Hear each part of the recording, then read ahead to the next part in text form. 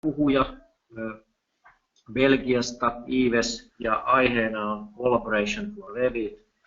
Ja tästä on tullut positiivista palautetta muun muassa Ruotsin puolesta. Tämmöinen suht kuuluisa arkkitehtitoimisto kuin Engblom Architects, Mark Humbrös, on ollut tyytyväinen ohjelmistoon. Eli tämä uusinta pilviteknologiaa edustava ohjelmisto mahdollistaa eri suunnittelijoiden ja alihankkijoiden yhteistyön tietomallinnuksessa ilman erillisiä serveri-IT-asennuksia.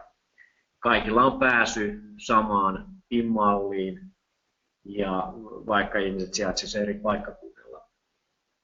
Tämä on tietoturvallista, nopeaa, tehokasta, ja esimerkiksi tämä edellä mainittu ruotsalainen suunnitteluyhtiö on säästänyt merkittävästi aikaa sekä projektien läpiviedissä että yleensäkin yrityksen tehokkuudessa työntekijöiden toimesta. Mut jos annetaan puheenvuoro ja esitys Ivesille, niin hän kertoo tarkemmin myöskin tästä uudesta BIM 360-tiimistä, mitä tulee näiden AEC-collectionien mukana nykyään. Ole hyvä. Have a stage is yours, Ives. Thank you. Okay, thank you, Jukka. So yes, this section is on collaboration for Revit, or C4R, and as it's an integral part of BIM 360 team, we're also going to be covering BIM 360 team, obviously. So my name is Yves Veelaert. I'm Belgian. I'm a technical sales engineer for AEC, so the architecture, engineering, and construction business for Autodesk in Northern Europe. My main focus is data management in general, so I'm not really a specialist on any tool, I would say. It's more on the collaboration aspect of tools such as AutoCAD, Revit, BIM 360 team, BIM 360 in general, Revit server, collaboration for Revit, Autodesk Vault, etc. So yes, this session is all about collaboration for Revit, and for those of you who don't know collaboration for Revit, it's actually the new installment, if you will, or the new release of a collaborative tool on Revit. So you might be using work sets already, you might be using work sharing already, with the traditional way of doing things with a central file on an M drive, or using Revit server. So this is basically the next level up, if you will, and that's collaboration for Revit. You'll see what it all boils down to in a second. Basically, it's work sharing in a nutshell. It's work sharing in the cloud, if you will. It's something that a lot of customers have asked for. How do we set up a collaborative workflow on Revit between different disciplines, and more importantly, between different companies, if you will? And we've seen people tweak, if you will, Revit server, opening up firewalls, opening up ports to make sure that different people can access this. A lot of aspects around that were around security. How do you make sure that only selected people can look at specific Revit projects and Revit files on Revit server? And basically that meant in the past, for any combination of companies working together on Revit files, it meant setting up a new Revit server. So that's a little bit different on collaboration for Revit, as you'll see in a second. But most importantly, when it comes to the technical aspect and the day-to-day workflow for users, nothing has changed. Okay, so if you're familiar with work sets, if you're familiar with claiming and relinquishing objects, that is exactly the same on collaboration for Revit. What I'll do is I'll first take you through 20 minutes or so of presentation, just to make sure that you understand what is happening. And then we're going to actually dive into the demo. So we're going to give a bit of an overview. We're going to dive into the specific aspects of collaboration for Revit. As I said, we're going to talk about BIM 360 team, and then I'm going to actually talk about or show you a couple of workflows that are possible with collaboration for Revit in combination with BIM 360 team. And at the end, we'll have a Q&A session. If you do want to ask questions at the end, I've muted just about everyone. So at the end, what I suggest is just type in the chat window to be activated, and or you can ask the question by chat, and I'll do my best to reply. Okay. So with that, just a bit of an overview as to why did we develop collaboration for Revit and why did we develop BIM 360 team? Who's the target audience? Who are we aiming for, if you will?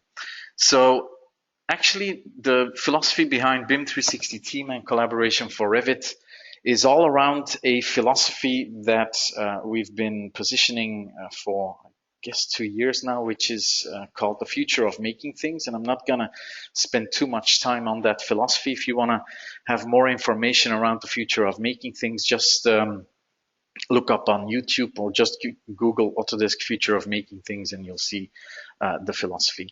That philosophy, I did put it into, or I tried to put it into one slide. It's basically around how the world is evolving, and actually it's not really an evolution, it's more a revolution, if you will.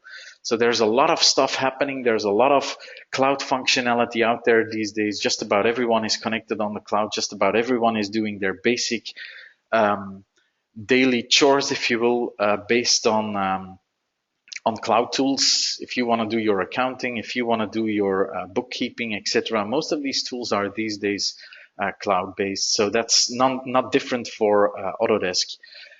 There's another aspect, which is obviously anything that's calculation and anything that's top-heavy on getting results. Obviously, the cloud is ideal to make sure that we harness that power of the cloud to do those calculations. A second aspect of the future of making things is the sort of deployment and usage of materials, if you will. So what we see is that, you might have heard of this, that in China there's they've developed a 3D printer for concrete. It's a massive machinery that just pours out immediately the concrete and the forms that you immediately need, actually. So we see that a lot of times. Also, for instance, Nike, they can actually produce shoes these days which are custom made for specific users. We've had demos and examples at Autodesk University in Las Vegas, for instance, where companies just take pictures of one's ears and they produce, like 5 minutes later, headsets for iPhones, etc., based upon those custom attributes of a person. So the way we employ and deploy materials has changed quite a bit over the last year. So that's also part of the future of making things. The third aspect, which is most relevant, I think, for this conversation that we're having here, is that the end users, the project owners, the building owners, they've become more and more adamant. They want to understand what is happening to their design as it's happening. So what that means is that we really need to gear up and switch up to a system where we really move from locally collaborative environments to socially shared environments. We've always been doing locally collaborative philosophies in the past. So work sharing is one example of that, with the central file on a, say, an M drive, a shared file, a shared drive. Or Revit server, which was ideal for hooking up people on different sites, but it was geared towards one company. And what you see is that people coming out of university and coming out of college, they're more and more adopted to the way of thinking when it comes to socially shared environments. They expect to be online the whole time. They expect to have data at the palm of their hand, if you will, at their iPhone, at their iPad, etc., as they see fit. So that's really the philosophy where collaboration for Revit and BIM 360 team fits in.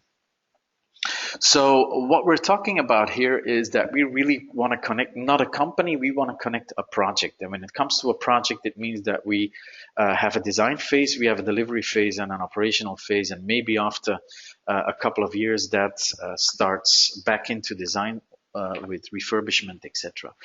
So collaboration for Revit sits really into design development here. But what we really want to do is extend that information, is making sure that what we design can be used downstream into, for instance, delivery of the project, going on site, using that information as it's available. So this is an example of a project in Beijing where we've sort of done the analysis as to what people were developing this building. And what you see here is that this is just the tip of the iceberg. These are the actual engineering and architectural and design firms that have helped creating these 3 buildings. There's a lot of companies underneath when it comes to facilities management, painting the walls, managing the building, cleaning the carpets, watering the plants, etc., etc. So what I'm trying to say here is, in a traditional way of doing things, let's assume we're going to manage this on a server. That's really top heavy on the IT side. It means that one company, first of all, is responsible for storing all that information, and that's from a legal point of view not necessarily something that you want. It also means that you have to apply sort of complex IT philosophies, opening up firewalls, opening up ports, managing that information, managing those servers. And that's really where we say, well, when it comes to a complete building project, the cloud is more suited to manage this information. And again, that's really where collaboration for Revit and BIM 360 team are sitting. So let's have a look at collaboration for Revit here. So as I already said, it's actually nothing new from a workflow point of view. It is work sharing. The only difference is where we store the central file. So just a recap or a review of what work sharing really is for those of you who don't know what it is. It basically means that within Revit, we can have multiple users all working together. And the way we do that is we have a central file, and each and every one of the users has a local copy, a local model, if you will, and they basically save their changes to the central file, which then can be downloaded into the other users' environment. And that philosophy is basically save to central and reload latest is what we call it. And what you see here, local area network, this was the first installment with the central model on the, let's say, M drive or N drive, basically a shared drive, okay? There's no intelligence on the server side. It was just a dump, a file store where we put the central file. So it meant that when we did a save to central, it was top heavy on the user side of things. So it meant that basically the user was uploading everything, not only his changes, but everything to the central file.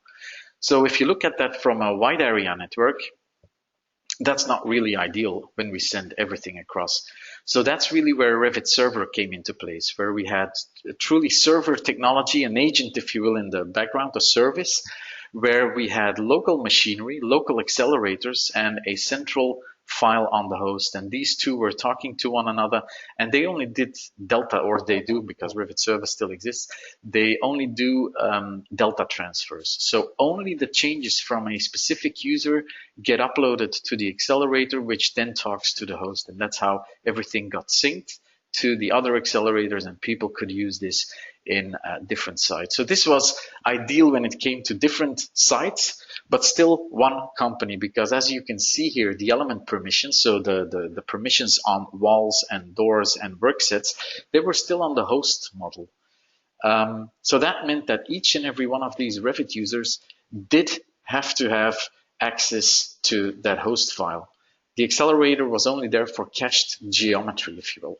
Okay, so that means that this server had to be accessible at any given time for any of those users. So if you were to apply this for multiple companies, it meant opening up the firewall and the ports to, well, basically anyone out there. And that's not ideal. So that's really where collaboration for Revit comes in. Now, what you'll see is that there's a bit of a challenge here. And it's not really around the technology, because we sorted that out, but it's really around communication between those people. So imagine if you're using the traditional way of doing things, so with that M drive, the first installment of the collaborative work sets, if you will, well, then probably the two guys that you see here, or the team, if you will, that works on Revit, on the Revit project, they're probably sitting in the same room, in the same office. And so communication between these guys was just basically talking to one another across the table, across the office, if you will. Things get a little bit more challenging when it comes to Revit Server, because now the second person might be in another location somewhere else on the globe, if you will. So communication is a bit more challenging here. You might know the other guy from some social event that the company is hosting or whatever, but still you need to pick up the phone, you need to talk to him or use Skype or whatever. things get really challenging if we're going to go multi-firm, multi-company, multiple locations with different users from different companies. You might not even know the guy now who's doing, let's say, the structural bits and pieces when you're doing the architectural stuff. So really what we needed to develop was not just the technology to make sure that we talk to a central file which sits in the cloud, because that's truly what collaboration for Revit is doing. We also needed a form of communication, and that's really where the communicator comes in. You'll see this name Skyscraper. I did leave it in so that for those of you who are following the evolution of this technology, this was the code name for collaboration for Revit in the past. It was called Skyscraper. Okay, so really what we've done is we've used that same technology, if you will, local file for a user and a central file, but that central file is now truly sitting in the cloud, and it means therefore that we can use it for other downstream functionality. I'll talk about that later on, but it really means that our BIM solution, our BIM model, is truly living in the cloud, and we can use it for much more purposes than just communicating between Revit users, and you'll see that at work during the presentation. So you might wonder, so how easy is it to work with this collaboration for Revit? Well, let me just show you the dialog box when it comes to Save to Central when we used file sharing. So when it was a file share and you hit the Save to Central button, then this dialog box would appear, and it would tell you what the server name is, what the folder name is, and then what the project name is that you're communicating with, where the central file is basically. This is the master file, or the central file, which is called masterdesign.rvt. When it came to Revit Server, and for those of you who moved from the file share to a Revit Server, you'll notice that nothing much has changed from a user's point of view, which is obviously critical. It means that training someone on Revit Server, for instance, is minimal. It's the same thing, same work sets, same philosophy of claiming objects, relinquishing objects, and saving to central and reload latest. So if you look at Revit Server, this was what was happening in the dialog box. So the same dialog box, nothing has changed. The only thing that has changed is the location of the server, of the central file, which now says Revit Server Network. This is the server name, the folder on the Revit Server, and then the master file, the central file on Revit Server. So guess what? Collaboration for Revit means that we're storing the data on BIM 360 Team. What you'll see here is A360. We've renamed A360 Team to BIM 360 Team. I'll talk about that later on, why we did that. But essentially, that central file is now sitting on BIM 360 Team, which means that we can consult it from the BIM 360 Team interface, for instance. But from a day-to-day user's point of view, nothing has changed again. It's still Save to Central, reload latest. The only thing that has changed is the location of the central file. Okay. So again, from a training point of view, there's nothing new. Someone using worksets can just pick up collaboration for Revit and they're good to go. And we also have a reference case for that. There's actually a customer in Norway who did the pilot for this. This was like a year ago, I think. They're called LPO Architects. And they are designing, if you will, the new Munch Museum in Oslo. So they're collaborating with a Spanish company, and they started off with a central file on Revit Server, but they thought that the whole IT setup was a bit complicated, so they moved back to a central file on an M drive, and they did batch processing in the background in the evening to copy data across from one server to another, which resulted then in discrepancies between the two models on the Spanish side and on the Norwegian side. So they really were an ideal pilot project, if you will, to test collaboration for Revit in Europe. And up to today, they're still working with it. They're finding it an excellent tool. And just to give you an idea of how hard it was for them to set this up, in 5 minutes, they had their access to collaboration for Revit. The first upload of the central file, or the central files, I should say, because they have links and everything. I'll talk about that later on. Upload to BIM 360 Team. Well, obviously, that's the size of the file that needs to upload. But after that, It's also managing the file with delta transfer, so only the changes for specific users. And basically what I'm saying is they were up and running in like half a day, where most of that half day was spent uploading that first initial file to BIM 360 team. And the rest of it was good to go. People were familiar with the interface, with the philosophy, so they just moved on from in the morning with the traditional way of doing things, and in the afternoon they were on BIM 360 team. So that's LPO Architects. You can look them up. They're based in Norway, and they're doing the Mark Museum. Okay, so we've already explained collaboration for Revit. It's actually, and I keep stressing that, it's nothing new from a workflow point of view, but it does mean that we've just opened up, and this is the example that we have here with the architectural company in Madrid and the architectural company in Oslo. And we could actually add multiple firms across the globe, if you will, and they will all be talking to that central file in the cloud. So the key values here, there's a couple of things here. So obviously by exposing this file to the cloud and making sure that it's a secure environment, that's obviously important. And you'll see how this is working in a couple of minutes. It means that we can set up multiple firms to collaborate on Revit projects without any need for IT setup. There's no firewalls, there's no ports to be set up. It just means that you're communicating between Revit and a central file in the cloud. And as I mentioned, because this file is in the cloud, it means that we can open this up to other services, such as, for instance, structural analysis in the cloud, MEP and flow analysis in the cloud, rendering in the cloud, etc., etc. Now, to be quite honest, this is technology that we're still working on. So not all of these services are already in place. Well, they're in place, but they're not necessarily already talking to BIM 360 team. So that's something that you need to take into account. This is all happening. This is all gonna happen. We've got some interesting stuff lined up for this year. I can't really specify dates or deadlines, but we are looking at making sure that that circle that you saw earlier on, where we have the different disciplines and where we go from design to construction to delivery and to maintenance, that is sorted on the cloud. Okay, so communication. So what we see is that in the past,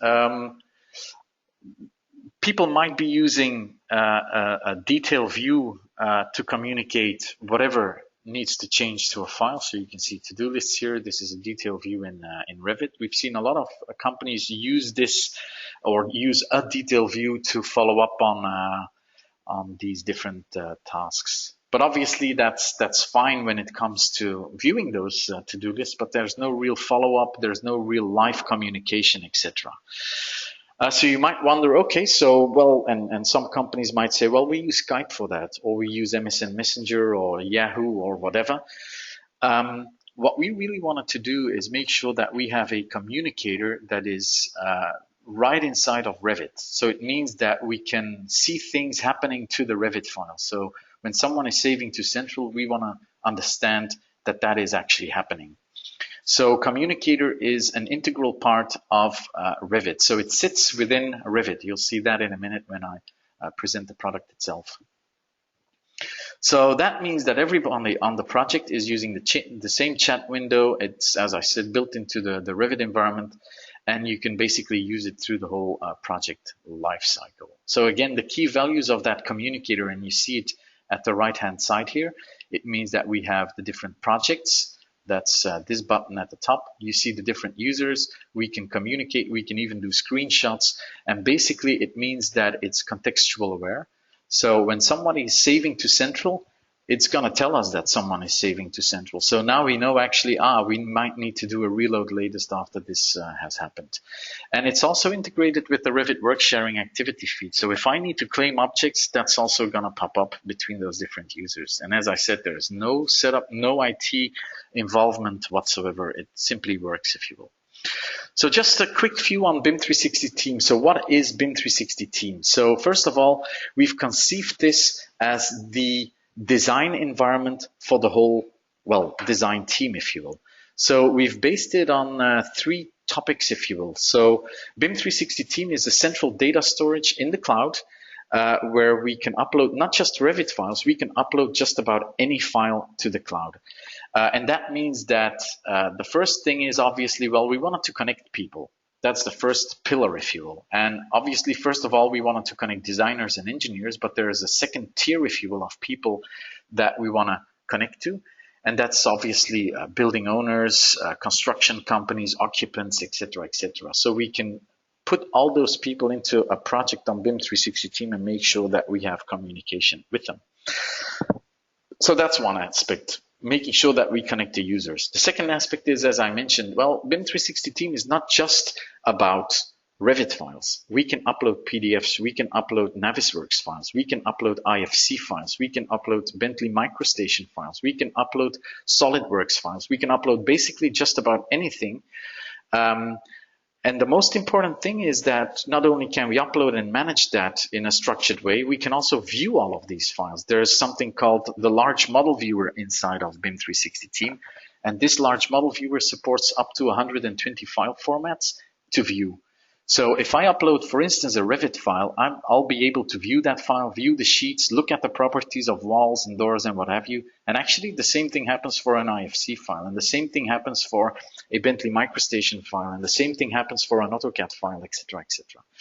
So that's the second aspect of BIM 360 team. So Revit stores its data on BIM 360 team. BIM 360 team is truly the project environment to manage our whole project, if you will.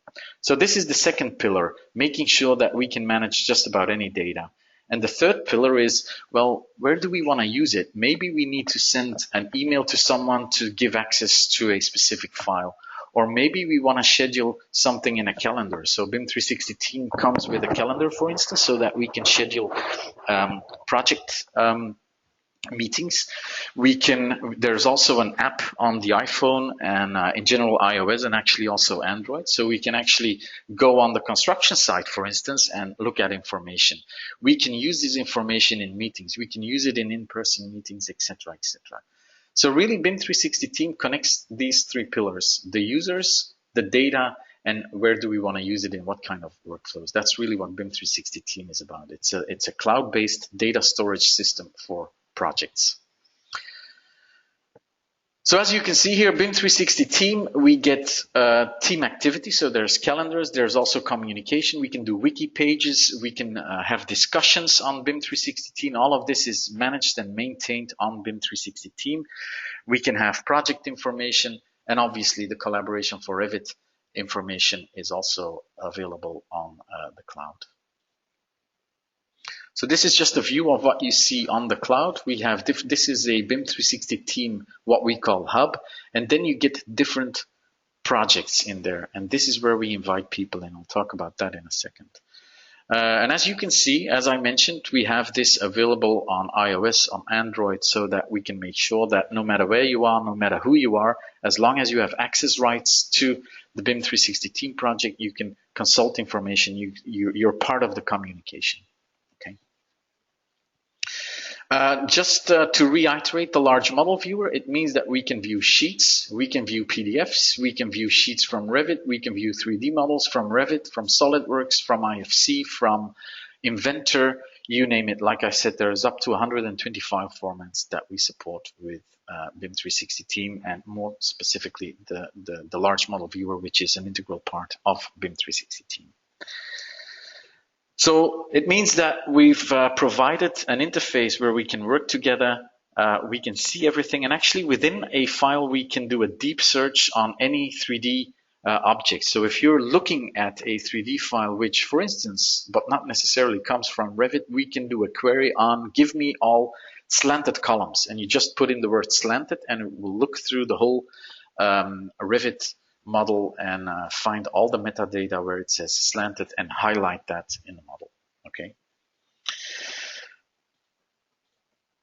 Okay, so time to go into the presentation itself. So how do we start with all of this? Well, it all starts in BIM 360 team. So we're going to set up a project. So that means that as a company, you'll have a hub. It means that you have an environment with BIM 360 team. An environment of BIM 360 team, and within BIM 360 team, so this is the hub, Autodesk 195 in my case, .autodesk360.com. we can have multiple projects. And so if we want to start with collaboration for Revit, this is where it all starts. We're going to create a new project. And I'm not going to spend too much time on it, but BIM 360 team, when creating a project, you can have an open project, a closed, or a secret project. Again, I'm not going to spend too much time on it. It would bring us too far into the details of how roles are working on BIM 360 team. But just so you know, make sure that it's a closed or a secret project. Do not create an open project when it comes to collaboration for Revit. The second aspect is that we're going to invite users into our system. So this is based on email address. We're simply going to create the project. We're going to invite those people, okay? And then those people will get, and those persons will get an invite by email. They can click on the invite. It will bring them to the accounts. They can sign in and they can actually become part of the project, okay? So what you'll see essentially is a project with users inside, okay? So that's where it all starts. We now have sort of an empty environment on BIM 360 team, which is called in this case Sales Roadshow, but you'll see in a minute my project is actually called differently, but it doesn't really matter. We can set up projects as we see fit. We can invite people into it. And the second aspect is then, well, that's all good and fine. So you've just defined an environment on BIM 360 team, but how do we actually start with collaboration for Revit? So that's the second step, and that's actually happening inside of Revit. So within Revit 2017, this comes out of the box. So in Collaborate, you'll have a Collaborate button, and it's going to ask you, well, do you want to collaborate within your network, which is the traditional way of work sharing, which meant a central file on an M drive or an N drive or whatever, or Revit server. The new way of doing things, if you will, with collaboration for Revit means that you're going to specify collaborate using A360 or BIM 360 team. You hit OK, and basically what you're going to specify is a name. You're going to specify the project which you're part of. So this list will show the projects that you're a member of. And basically what you're going to do is that template from Revit, which is probably empty at first and which has no work sets. The second you click on Initiate, it's going to activate work sets. It's going to upload the model to BIM 360 team, and it's going to create a local copy automatically. And that's where you're good to go. So what you see here, and this is actually the live demo that I'll do in a minute, I actually have a second machine, which is a VMware, a virtual machine. So think of this as two machines running on my laptop. One is the laptop itself. The second one is a VMware. That's also a Revit client. And you'll see that this is the second person. So we're using the A360 account. So I'm Yves Villard here. This is Paula White. And these two will be communicating and collaborating on the project, okay? So that's the presentation. So what I'll do now is I'll go into Revit as that first user. So you'll see my name is Yves Villard here. We've got a BIM 360 project, which is called demo project actually. And we've got 3 files here. I'm going to work on the demo.rvt file here. Okay. As you'll see, this is version 1. This is actually the file that you see here, demo.rvt. It's empty, so this is really where it started after we've activated work sharing and we've created a central file on the cloud. And what you'll see is I have basically 2 work sets, which is walls and doors. And this is probably not the way of doing things when it comes to white papers on work sets and everything, because obviously if Paula is going to create a door, well, that's probably going to happen inside of a wall. So she'll need access almost the whole time to the other user's work set. So that's probably not the recommended way of doing things, but for a demo point, from a demo point of view, this is ideal because you'll see that she needs to claim objects, and you'll see actually what is going to happen inside of the product. Okay. So we've got walls, which is this user, and this is my VMware over here, which is, let me just click on this one. This is again demo.rvt. This is Paula White. And actually, she's looking at the work sets with doors. That's her work set, Paula White. And this one is walls. This is Yves. Okay. Fine. So we're good to go. We're on walls. So the first thing I'm going to do is I'm going to create a beautiful design of 4 walls like this. There we go. That's my design. And actually, the first thing I can do now is obviously I can go into Collaborate and say synchronize with Central. Now you might have seen that on Paula's machine, the first thing that was showing up was the second dialog box, this is actually the communicator. And as you can see, the second we open up a project, it's going to tell me who's active in that model. So you'll see Paula, obviously herself, and Yves, which is that second user. They're both part of this project. Okay, so I've got that communicator also on my own machine, being Yves. So the second I now hit synchronize with central, this is that interface that I talked about. So I'm going to go OK. So it's going to say save to local. And actually what you'll see is that it says timeline here. It's syncing now. So what happens on that other machine? Well, Paula immediately knows that actually Yves is syncing and that there are changes that are coming my way actually. Okay. So you'll see that when this has done sync with central completed. By the way, this VMware, it always takes a little bit of time once I get started to have the network card on it available. So that's why there's a bit of a delay here. This is not happening in real life with separate machines, if you will. So I now know, because I can see Yves' interface, that the changes have already occurred. So I can simply go into collaborate, and I can then say reload latest. And you'll see that those walls kick in. So once I have those walls, I can now say, okay, being Paula and being on the doors work set, I can now put in a door, right? Problem is, as I mentioned in the beginning, she's not owning the walls. So I'm gonna have a question pop up that says, well, you'll need to place a request. So, okay, let's place a request here. So your request has been placed. So let's go to the other user here. And what you'll see in a minute is that I actually get that request, editing request received. And so this has got nothing to do with firewalls or whatever. This is just happening over the cloud, and that is very important to mention. So I'm just going to grant access to Paula.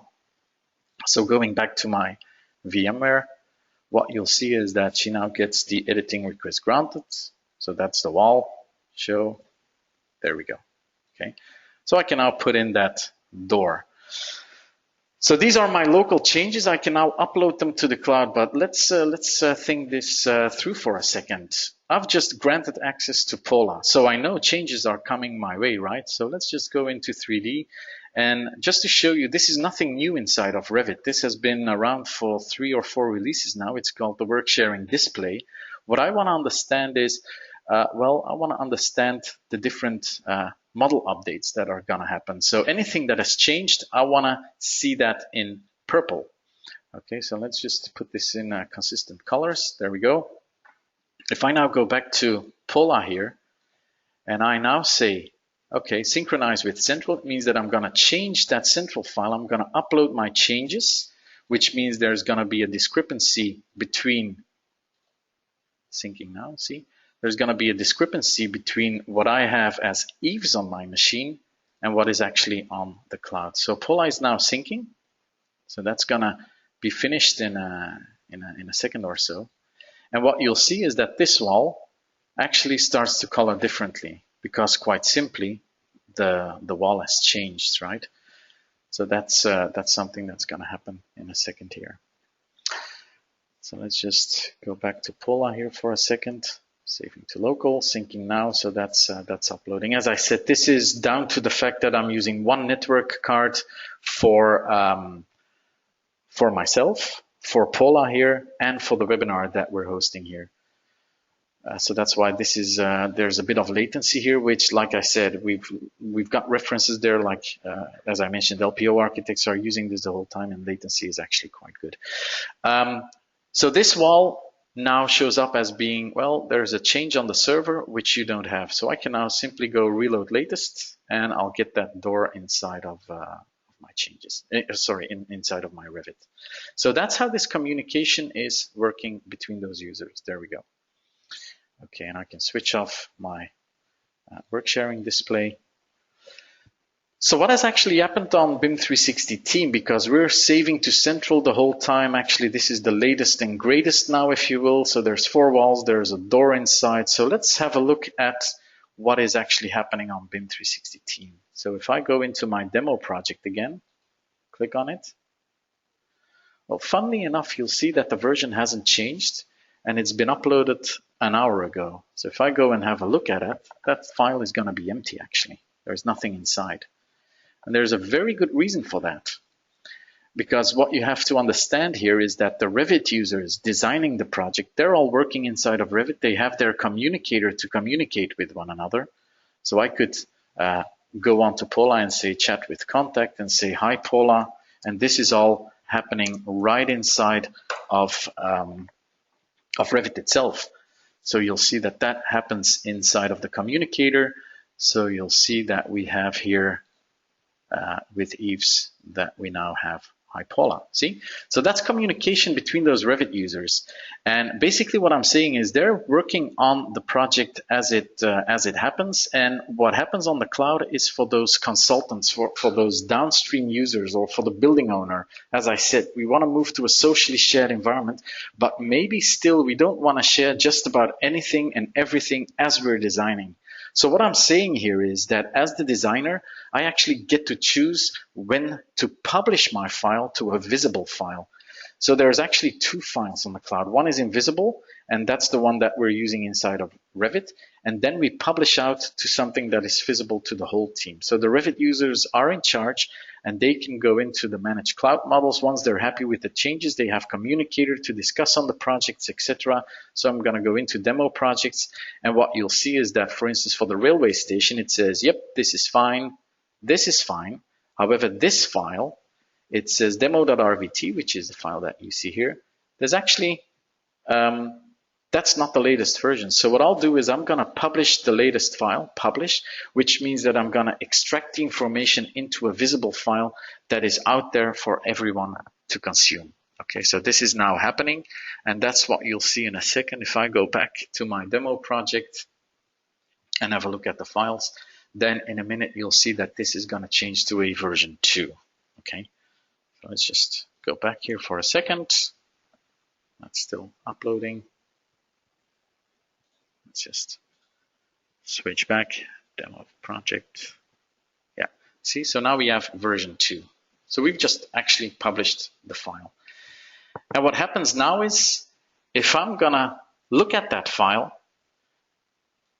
that's what we've just been publishing. So this is for all those external users, for all those consultants, and that's critical to collaboration for Revit. You might think, well, Autodesk just provided a tool to make it easy for Revit users to communicate with one another between different companies. Actually, it's a lot more. We've just opened up the system to the whole, the whole project, to the whole ecosystem of the project, because, and this is quite important, we're now communicating with just about anyone out there, obviously, who has access rights to the project, without them actually needing DWG TrueView or design review or PDF. And we don't need to publish anything. We can just say, right, this is the information, and I can have a look at the properties. I can have a look at the properties of the walls, etc., etc. I could actually do things like markup in here. We'll do that in a second. I could actually do sectioning. So if I add a Y plane, add Y plane, there we go. I could actually look at that information, turn it about a little bit, etc., etc. Okay, so that's the sort of information that we can get to. Now, as I mentioned, we also have mobile devices that also have that access. So what I'd like to show you now, I've got an iPad here, and what I'm going to try and do is show you what I have on my iPad. So just bear with me for a second. What I'll do is I'm going to activate the interface on my screen. So what you see here is actually the iPad that I'm holding, but you see sort of a streaming interface on my laptop. And you can see that we have Autodesk here. I can go into BIM 360 team. And what you'll notice is, so we've got Paula, we've got Yves, there was a third guy, Greg Rodriguez. So he's like a consultant, right? And he might be running around on the construction site, or he's the building owner or whatever. And he wants to understand what is happening to the file. So what you'll see is that we have, as a user, Greg Rodriguez. We're on BIM 360 team. And we're now consulting the information on BIM 360 team that Greg has access to. So we're actually loading the different projects. and I can then go again into the demo project, which is in here, excuse me, which is in here, and I can then go into demo.rvt. That's going to load the file. Excuse me. I'm keeping my calendar and my email open because you'll see something happening in a second. That's why this is popping up. So there's my view again.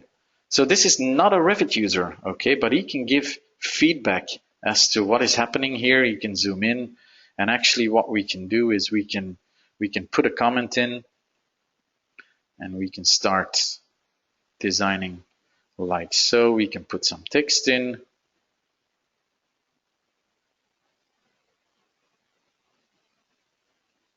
Come on, there we go. Add markup text, strange,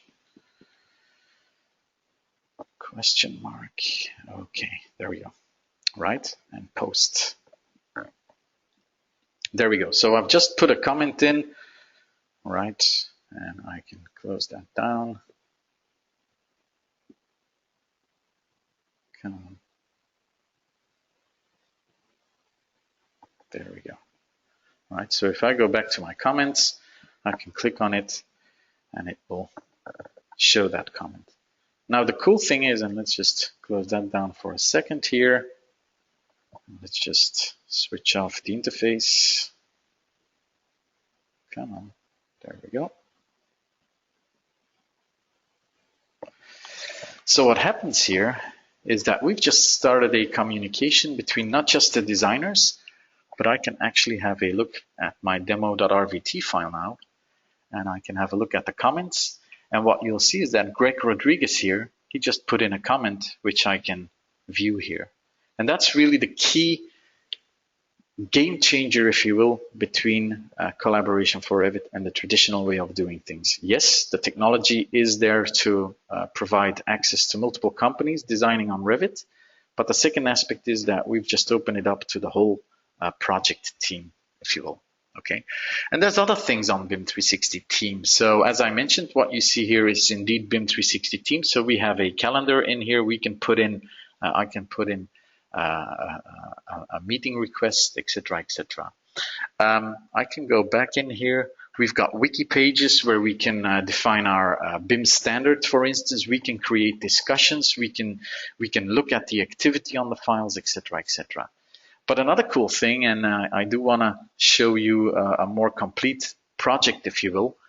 What you'll see here is that I have, like I said, a project that's more relevant, if you will. And what you'll see is that we have 7 versions here. So maybe as a viewer, I want to understand what the differences are between some of these files. So I can go in and say compare versions, and maybe even not on the latest version, maybe I want to understand the difference between version 5 and version 3. So it's fetching all the viewables that it has. So let's just do the 3D view here and let's do a compare. So it's now actually loading version 5, loading version 3, and comparing the 2 files. So we get what is added, what has been removed, what has been modified. So I can simply remove, I can deactivate, there's nothing that's been removed. So I can now say, okay, the bus stop apparently, that's been added. So changes between version 3 and 5, this element has been added in version 5. So clearly on version 3, we've had 2 bus stops, and on version 5, we've had 3 bus stops. So what's been modified? So let's have a look at what's been modified. And what you see here is that the changes between version 3 and 5, we've actually changed metadata on the door. So anything that is changing to elements will be visible here. If I go into modification type, you'll see that we can look for shape changes, we can look for transformations, so moving, scaling, etc. And we can show property changes. And in this case, we're showing all, but there's only one change, which is the frame material. Okay, so that's what we can do here. So let's close this down for a second. Now, another aspect is if we go back to our file here and demo.rvt, we've just had the comment, right? So this is coming back to us as a designer. So we've got the comment here, right? So this one, what I just showed you earlier on. So now let's assume that I don't understand what needs to happen. And Paula might know. So I want to have a discussion with Paula actually. Okay. So what I can do, and I'm not going to do it on the demo file, I want to have a more solid file to discuss. What I can do now is I can go into this file. Let's assume that there is a challenge here and that we need to understand what is happening. So I can now go into share here and say, I want to have a live review on this model. Okay. So it's actually opening up. It's going to open that same file. It's going to open the same large model viewer. So what you've been seeing here is indeed the large model viewer. And so what I'm showing you here is not just necessarily for Revit. This could be an IFC file. This could be, like I said, a Bentley MicroStation file. It could be anything. Anything that the large model viewer supports. So, okay, I'm ready for my communication. You'll see me here. And what I can do is I can copy this URL. So copy. And we're going to go into Paula White's environment. Let's open up a web browser. And let's minimize this one and this one. And as I said, just bear with me. The VMware is a bit slower. This is not what you would expect in real life. So the browser is going to kick in a second. There we go. And I can now paste this link. So we could send this email by link. We could schedule it in the calendar with BIM 360 team and put a note in with the live link. There's a couple of options, obviously, that we have here to communicate that URL, because this is a specific URL that points to the live review of that specific file. So I'm just opening this up. And we're now again communicating in the cloud on that file. And this is truly a live review. So you'll see that Paula kicks in a second here, and that there's two of us working together. So initializing your live review session, please enter your name, Paula White. And there we go, join.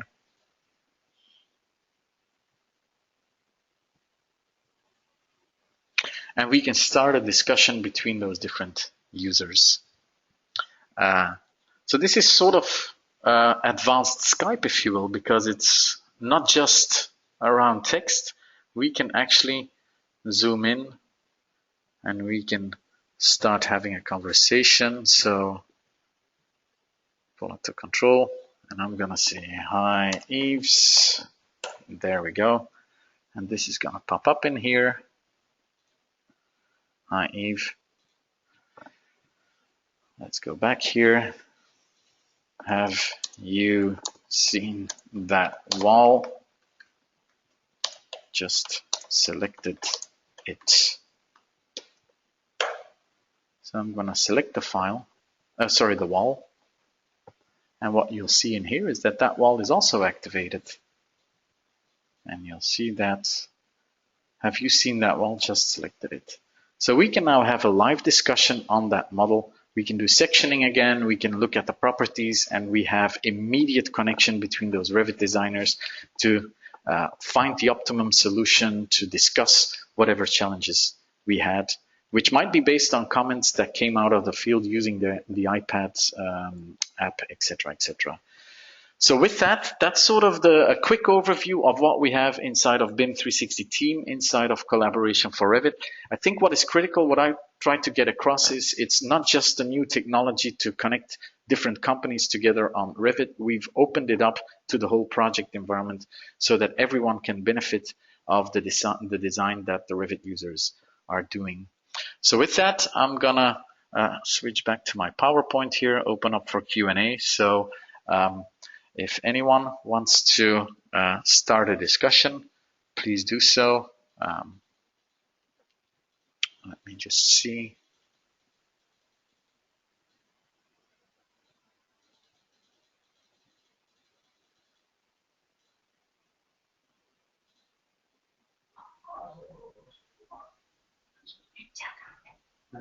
So Yuka, I've just activated you again. If you want to add anything to this presentation, feel free. And like I said, if there are any questions, feel free to use the chat window to communicate. Yes, thank you, Yves. If I say a couple of words in Finnish. Eli kiitoksia kaikille, ketkä on ollut linjoilla. Toivottavasti tästä on ollut hyötyä. Me istutaan täällä Arc Systemsin tiloissa Iston ja Marin kanssa ja ollaan myöskin käytettävissä, jos tulee lisää kysymyksiä hinnoista ja muista toimitusehdoista ja näin poispäin.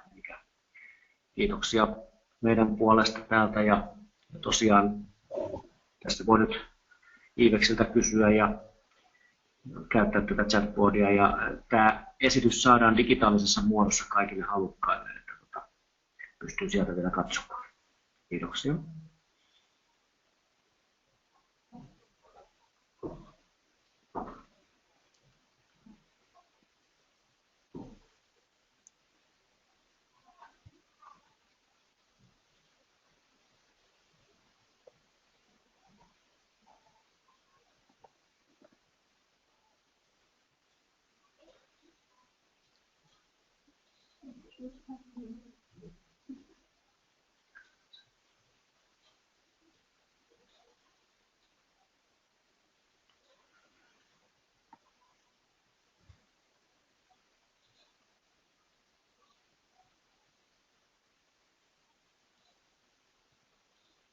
No questions?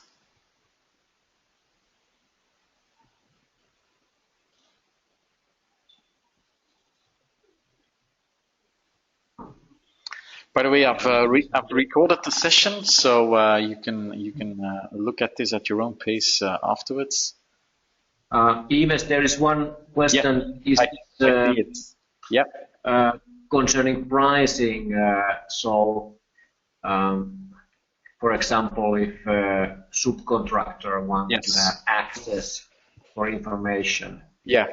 So for the Revit users, each and every one of the Revit users participating in the Revit design itself, so the cloud-based work sharing, they all need an entitlement to collaboration for Revit. Now, with collaboration for Revit, inside of that package is a BIM 360 team entitlement as well. So you'll be able to set up a BIM 360 team environment, define projects, etc., etc. Now, remember what I said in the beginning about closed projects and secret projects? Closed and secret projects are the only ones where you can invite project contributors, not just team members. So team members are the ones on team with the hub. Those are probably the designers within the company. But project contributors are externals. And these externals, I believe up to now, but that's something that we need to verify, they're free actually. So it means that you can actually have other people just basically walk into your project. Obviously, you need to define them and you need to allow them in, but they're not taking up cost on your behalf, if you will. And if they want to participate in the collaboration for Revit workflow, as I said, they'll need to purchase a collaboration for Revit entitlement on their own account, if you will, but by granting them access to BIM 360 team, even as a project contributor, they have access to your project and they can use or they can participate in the Revit workflow. So it means essentially in a nutshell that each and every one of the companies participating in the workflow, they are all responsible of their own entitlements / licenses.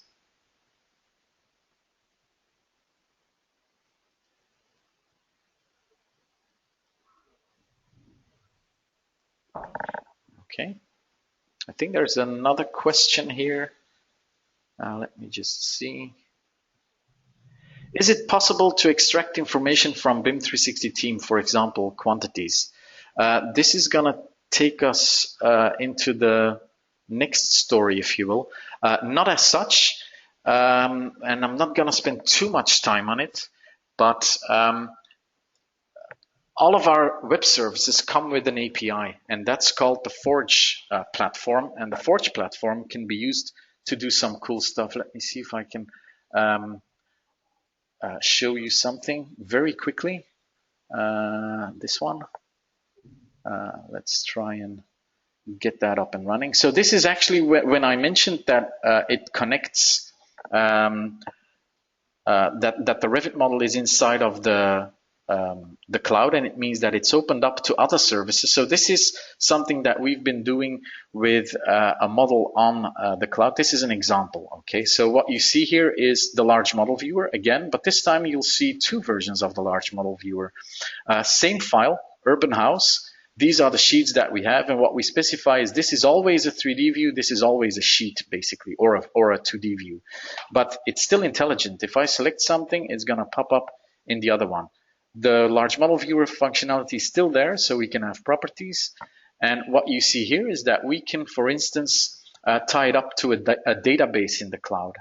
So for instance, if I have a database with cost aspects or whatever, I could actually now say, well, let's show the pipes, for instance. Where are the pipes? Okay. Or maybe I want to understand the pipe fittings. And you'll see that it just shows up all those pipe fittings. So by using Forge, which is the API, I can extract just about any information which is inside of the tool. So for instance, I can, but this is a mechanical example. This is where we truly can extract the information out of, in this case, the sheet, for instance. Sorry, the 3D model. So let's take the car seat here. But this is also applicable, obviously, to, well, anything that the large model viewer supports. So first of all, what you'll see is that the hierarchy here tells me that this is an assembly from inventor, etc. Same thing. This is based now not on an external database. This is actually based on the elements inside of the model. So if I want to understand how much plastic do we have, that's in there. What's the steel frame, for instance? What's steel mild, etc., etc. So this is information that we have in here and that you can immediately see with the analysis in here. So last thing I want to show you here is that we can do visual reporting.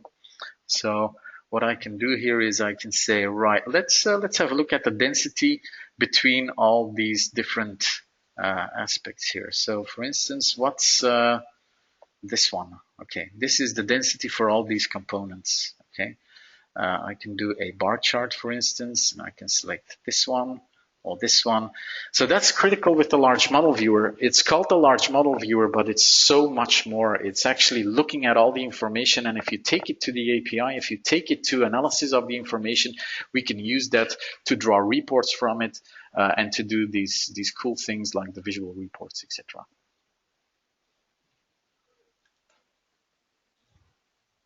Okay.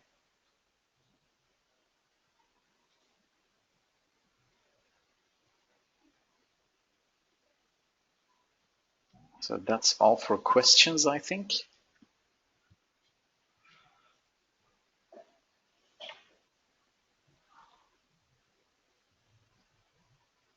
There is one more question from Tapani. How can you connect 2D drawings to BIM? Yes.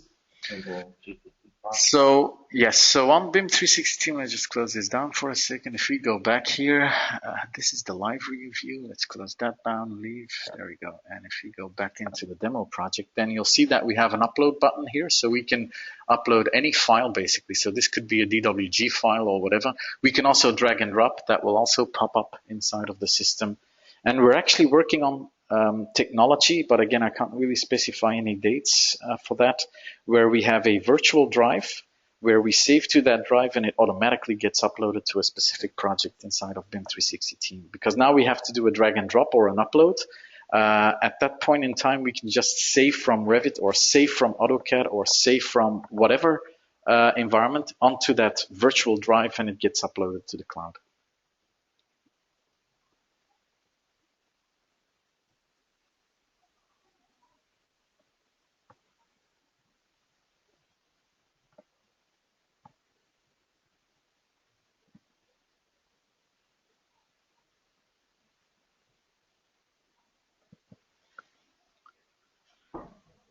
Okay, seems to be that there is not so many additional questions, and I think we can close this session. So thank you very much, Yves. No problem.